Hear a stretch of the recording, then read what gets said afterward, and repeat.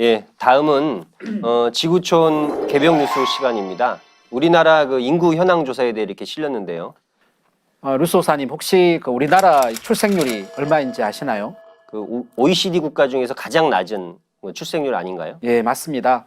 지난 9월 2일 통계청에서 발표한 이 세계와 한국의 인구 현황 및 전망 발표를 보면요. 네네. 2015년에서 2020년까지 우리나라 이 합계 출산율, 이건 이제 여성 한 명이 평생 동안 이제 낳을 것으로 예상되는 네. 평균 출생아 수를 의미를 합니다. 합계 출산율을 1.11명으로 예측을 했습니다. 그런데 2018년 출산율이 0.98명이거든요. 0.98이라고 하면 이 아이를 갖지 않는 가정도 많이 늘었다는 얘기가 되는 거죠.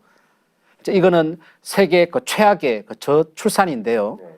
우리나라가 이 세계에서 유일하게 출산율 1명대 미만 국가가 된 겁니다.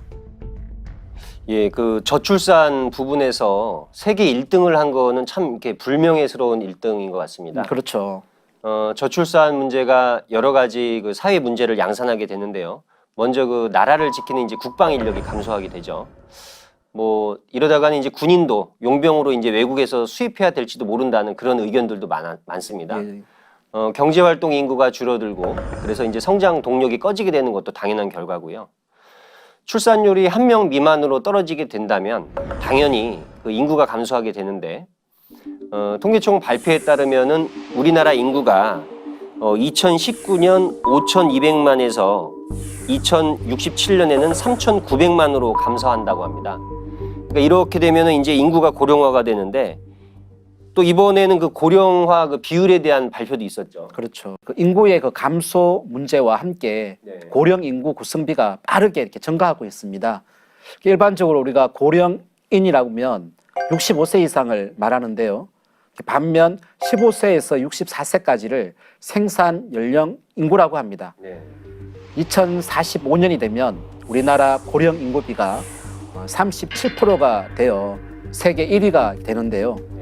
이걸 달리 이제 말하면 세계에서 가장 늙은 나이가 든 나라가 된다는 겁니다.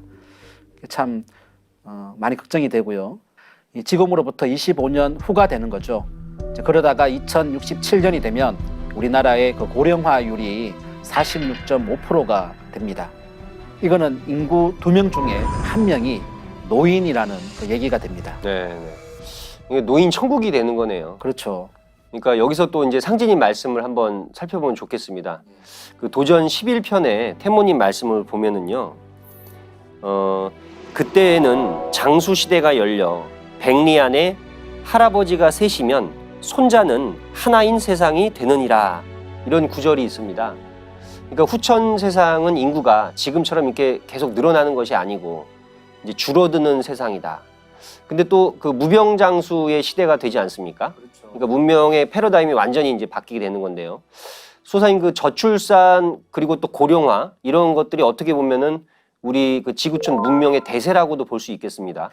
그렇다라고 봐야죠. 이 성장 분열하는 선천, 봄, 여름철에는 인구가 증가하고 또 성숙 수렴하는 후천, 가을철에는 인구가 감소할 수밖에 없다라고 봐야죠. 네. 그리고 이제 우리가 후천 세상은 영성 문화, 이 수행 문화가 일상 속에서 자리 잡기 때문에 수명이 기하급수적으로 늘어나게 됩니다. 네.